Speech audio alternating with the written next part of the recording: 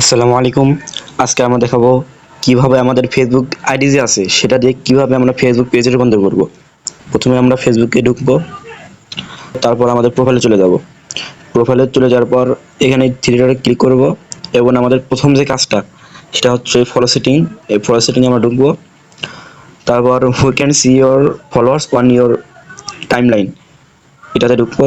ঢোকার পর only me আছে এখানে পাবলিক করে দেব, তারপর সেভ, তারপর we can see the profile page and list your follow এখানে ক্লিক করব এবং এটা পাবলিক করে দেব। তারপর who can comment on your public post এটাতে ঢুকে ফ্রেন্ডস অফ ফ্রেন্ড আছে এটা এরকমই থাকবে। তারপর পাবলিক পোস্ট নোটিফিকেশন ঢুকে এটা পাবলিক করে দেব।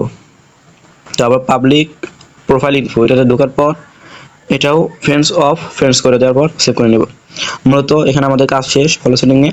এখন আমাদের কিভাবে আমাদের এই ফেসবুক আইডিটা দিয়ে ফেসবুক পেজ বানাবো। আবার থ্রি ডটে যাব, তারপরে একদম নিচে ট্রাউন অন প্রফেশনাল মুড নামে একটা শব্দ আছে এখানে ক্লিক করব। তারপর দেখেন এইরকম একটা ইন্টারফেস চলে আসবো। তারপর আমরা ট্রাউন অন এখানে ক্লিক করব।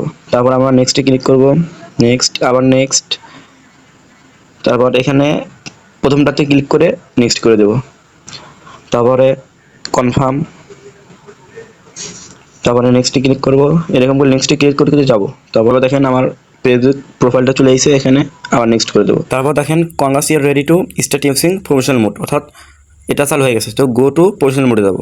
তো আমাদের এখানে কাজ হচ্ছে দেখেন গেট এ 5 নিউ ফলোয়ার্স। এটা হচ্ছে এখন থেকে আপনার 5টা ফলোয়ার হতে হবে। দ্বিতীয়টা হচ্ছে ক্রিয়েট 5 নিউ পাবলিক পোস্ট, এখন থেকে 5টা পোস্ট করার পর এটা পূর্ণ হয়ে যাবে।